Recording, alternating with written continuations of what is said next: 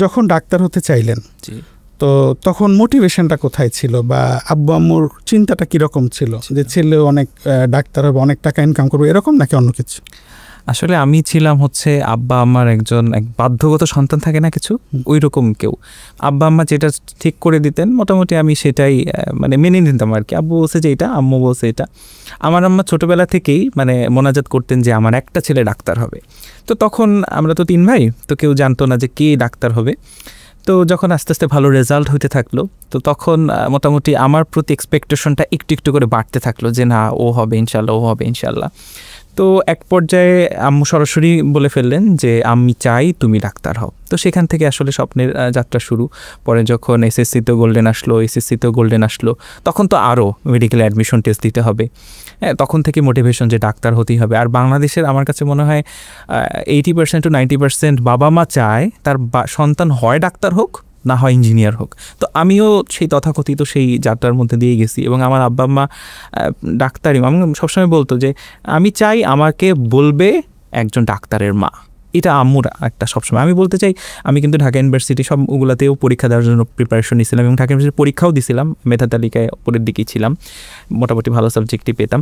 তো তখন আব্বা বললো যে ডাক্তারদের জীবন তো অনেক লম্বা। আব্বু এগুলো খুব ভালো জানেন কারণ ওনার বন্ধু টন্ধু সবাই অনেকে আছেন ডাক্তার। তো তখন আম্মু মেইন রোলটা আমার মেডিকেলে আসার পেছনে রোলটা হচ্ছে আম্মুর। আমি ফর্মও তুলে ফেলছিলাম ঢাকা ইউনিভার্সিটির। তো আব্বু হচ্ছে ঢাকা ইউনিভার্সিটির স্টুডেন্ট ছিলেন। উনি চাইতেন, উনি ছোটোবেলা থেকে চাইতেন ডাক্তার, তো বুঝতে অত করতেন না কারণ ডাক্তার অনেক স্ট্রাগল। উনি চিন্তা করতেন যে আমার ছেলে একজন বিসিএস ক্যাডার হবে এবং ওনার কাছে যেটা সহজ ছিল যে ঢাকা ইউনিভার্সিটিতে পড়লে বিসিএস কেন একটা নর্মালি ওরা এই টেন্ডেন্সিতেই যায়। তো ওইটা ছিল। পরে আম্মু প্রথম ভেটোটা দিল যে না, আমার ছেলে ডাক্তার হবে, তুমি যাই বলো আমি আমার ছেলেকে, ও যেখানে চান্স পেয়েছে সেখানেই থাকবে, ও ঢাকা ইউনিভার্সিটির দরকার নেই, ও মেডিকেলেই পড়বে। এই ছিল আমার গল্প আসলে।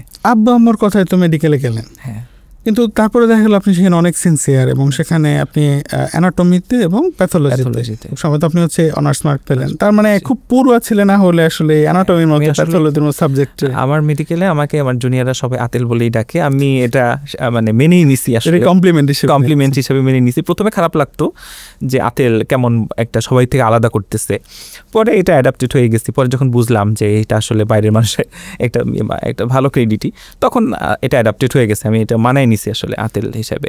আচ্ছা, এইখানে আমি একটু অ্যাড করব, সেটা হচ্ছে যে মেডিকেল কালচারে যে এই ব্যাপারটা রয়েছে যে কেউ যদি একটু বেশি পড়ালেখা করে তাকে একটু নেগেটিভলি দেখা হয় এবং যে একটু ফাঁকিবাজি করে অথবা যে একটু কম পড়ে সেই ব্যাপার মাইকেল। এখন এই ক্ষেত্রে কথা হলো, আমি আমার নিজেকে যদি তৈরি করতে হয় মানুষের জন্য, মানবতার জন্য যদি নিরাপদ হিসেবে করতে হয়, তাহলে আমি যদি কম জেনে আমি যদি যাই সায়েন্সের মতো জায়গায় কোনো সুযোগ নাই, তাহলে আমি কেন পড়ালেখা করব না? সেটাই।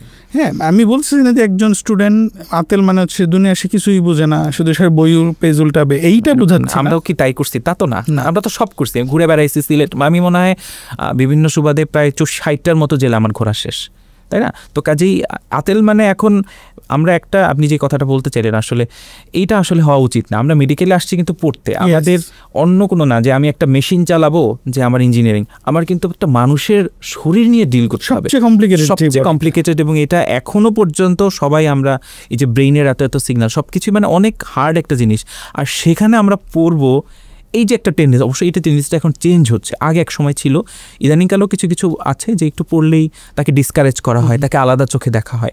আমি মনে করি এটা আসলে উচিত না, কারণ আমরা আসছি সবাই। এবং আপনি যার কথা বললেন যে মাইকেল বলে, সেও কিন্তু পরীক্ষা পাস করার জন্য সে আতেলের কাছেই যায় এবং সেও কিন্তু পরীক্ষা পাসের জন্য কারণ আমাদের পাস মার্কস কিন্তু 60%, সেই 60% মার্কস পাওয়া কিন্তু অত সহজ না। তো কাজেই ওইটা করার জন্য তাকে কিন্তু আলটিমেটলি একটু মিনি আতেল হইলেও তাকে আসলে হইতে হয়। এবং সেও যখন তার পেশেন্টটা রেফার করবে সে কিন্তু ওই যে আতেলের কাছেই রেফার করবে যে আমার মাকে আমি তাকে দেখাবো, দেখতাম যে সে অনেক পড়ালেখা করে। যাই হোক, এই ব্যাপারটা কিন্তু ইম্পর্টেন্ট, মানে কালচারটা চেঞ্জ হওয়া দরকার এবং হচ্ছে অলরেডি।